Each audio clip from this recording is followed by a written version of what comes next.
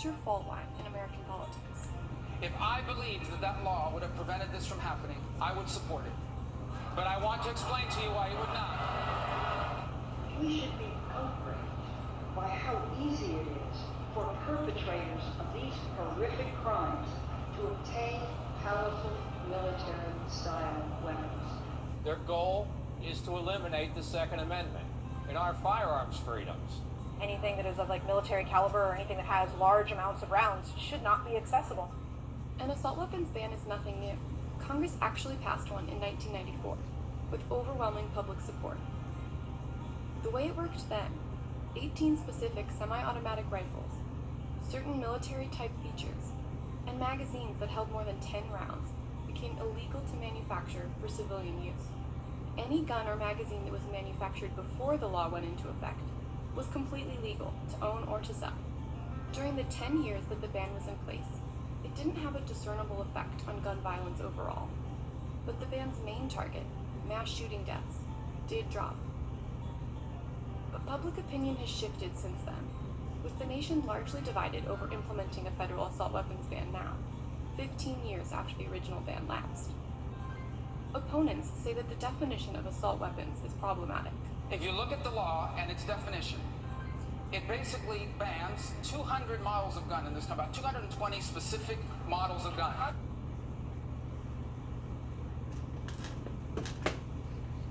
Okay, so my speech is on why we need better gun control laws. Gun violence makes up 50% of today's disasters. This year alone, in 2019, as of October 31st, 370 mass shootings have taken place. In these mass shootings of 2019, 1,466 people were injured, 441 people died, equaling a total of 1,907 victims. Why do regular people need access to assault weapons and high-capacity magazines? My honest answer is they don't. People can still have their Second Amendment rights, but changes need to be made. Some actions that need to be put in place are a ban of assault weapons and high-capacity magazines, universal background checks, red flag laws, establish a culture of gun safety, public health solutions, community planning that includes prevention and intervention.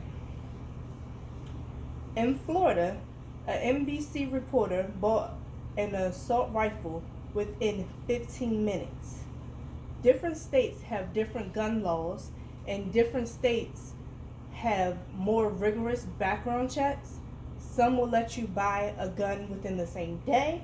Some will make you wait up to 9 days before you can purchase a gun after your background check has passed. And I feel as if that all states should be under the same federal guideline and make you wait after your background check to purchase a gun. Because later on something else can pop up in your background that if you get it the same day, they didn't have the time to find. A forensic scientist in Virginia presented data saying guns are involved in 72% of homicides and 56% of suicides. Virginia could reduce its homicide rate, preventing 124 deaths per year with universal background checks. The government can enforce universal gun laws, make it mandatory to have background checks, and to have a waiting period before someone can purchase a gun. And to get all the states in compliance with these laws, it'll probably take 1 to 2 years or a shorter period of time if the government is really implementing these laws. And I also have a PowerPoint, and it says why we need better gun laws and why assault weapons should be banned. So right here in the chart, it shows from the 1990s to 2010. On the bar graph, it shows the total deaths in mass shootings, and it shows how much it has increased from the 90s to 2010. which has increased majorly. And it says, as of December 1st, which is the 335th day of the year, there have been 385 mass shootings in the United States. According to data from the nonprofit Gun Violence Archive, which tracks every mass shooting in the country, 29 of those shootings were mass murders.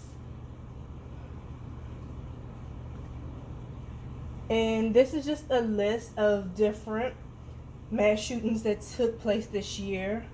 Let's see, you have the Ohio shooting at the Walmart, the shooting in New Orleans French Quarter. Let's see. And then also Virginia Beach shooting. With 1 month left in 2019, has already the highest number of mass shootings in any year since 2004. When the Gun Violence Archive started its count, it has surpassed the prior record of 382 mass shootings in 2016. The GVA reported 346 mass shootings in 2017 and 337 in 2018. So far in 2019, they have reported 385 mass shootings, which it seems without gun control laws that these numbers continue to rise because guns are getting into the hands of the wrong people.